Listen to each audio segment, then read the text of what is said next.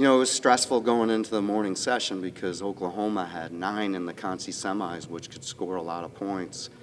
And we started the day off with Connor Brown actually wrestled before Noah and goes out and gets a pin. And I'm like, all right, here we go. And then Noah gets a win. And we just got on a roll, and we started the round off 15.5 points ahead. And everybody said Oklahoma would pass us, and we might have to win it in the final during the night session. And at the end of that session, we were still up by 14.5, and I knew we wrestled our butts off, and it was nice. It's you know, every conference championship is special, but this one was even better because, you know, when we left the MAC and come into the Big 12, everybody said, well, that streak, I heard many comments, well, that streak's going to end now. Oklahoma State or Oklahoma's going to win. You're not going to beat those teams. And so for our team, it was something special because when we made the commitment to move to the Big 12, the first thing we did as a team is, hey, we're going to win it in the Big 12. And we were pointing up there in that row going, picture that. It's going to say Big 12 2022. So we did it all week, and now we get to post it up there. Coach, it seems like, you know, not just with this Big 12 tournament, but even the NCAAs in previous years, on the backside, you guys are just, you never give up, and it seems like that gets you guys even further. What does it say about this program that just because you're on the backside doesn't mean it's over? You know, a lot of the NCAA conference tournaments are won on the backside. You don't want to. You would love to get all 10 guys in the finals and win it really easy, but it doesn't always work that way. There's tough matchups.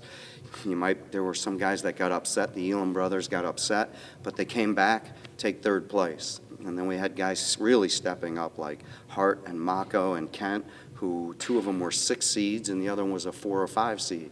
And they step up and they're making the finals. So that just tells you the culture of our program. There's a purpose to what we're doing here every day, and they believe in it and they work at it, and when we show up at this tournament, we're consistent with what we do and come out as champions. Do you guys have any more room in the trophy case, or what's the plan?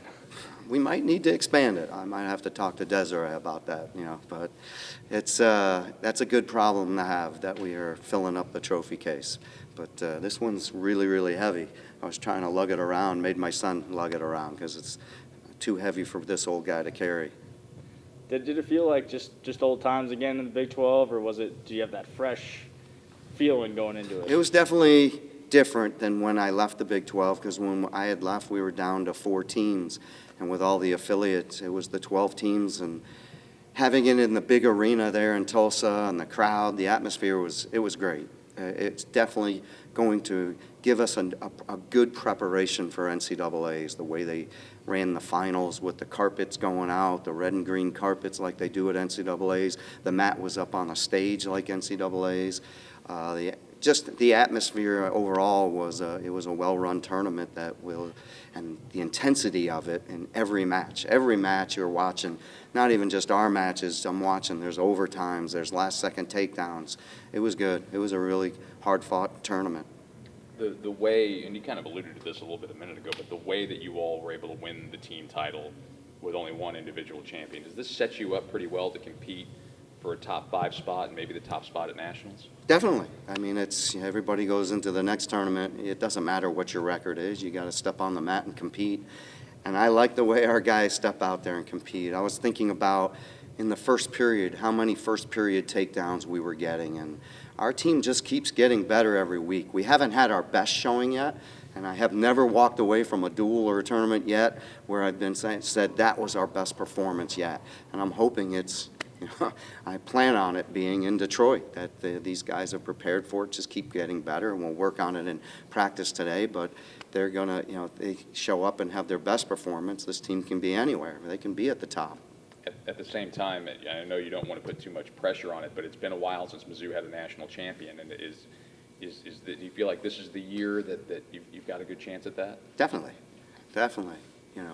Individual national champions, and this team has a goal to win a national title, whether it's this year or the following year, but it starts with this year. Why not? You go in. I watched the team that won the Big Ten, the team that won the MAC, they weren't supposed to win those tournaments this year. So why can't, and we weren't supposed to win the Big 12. So why can't you go into the Nationals with a mindset, let's take it one match at a time and see what happens here, and we can do great things. Did you guys, do you know yet if you qualified all 10 spots yet, or when does that happen? We qualified 9. Okay. And we got 9 through, and all the weights but 33 made it through. So we're bringing 9, which is 9 really, really good kids. Connor Brown would have been great to get through because he actually had an exceptional tournament, beating a 3rd seed twice and pinning the guy once and beating, I think, the 5th or 6th seed in the tournament. So it's unfortunate he didn't, but, you know, we'll move forward with the 9 that we have and go score points. Keegan just continues to roll through. I mean, is the individual record something that even is talked about, or is that something you just push aside and he just keeps going at it? What makes Keegan special is he did this in the MAC finals last year and the Big 12 finals. He didn't have his best matches, and he'll come off and he is his biggest critic. And he will tell you, I didn't wrestle my best. And I was saying the same things to him. Said, I thought you were a little flat-footed. I thought you could change your ties, and he was ripping on himself worse. I was actually being nicer to him because he's so hard on himself. But he'll take it now to the practice room, and he'll improve. He'll watch the film and improve. And the reason he is that good is because of his practice habits and his mentality. And I wish I had 10 more of them, you know, like that, because that's the mentality of a guy that's going to be really successful in everything he does in life.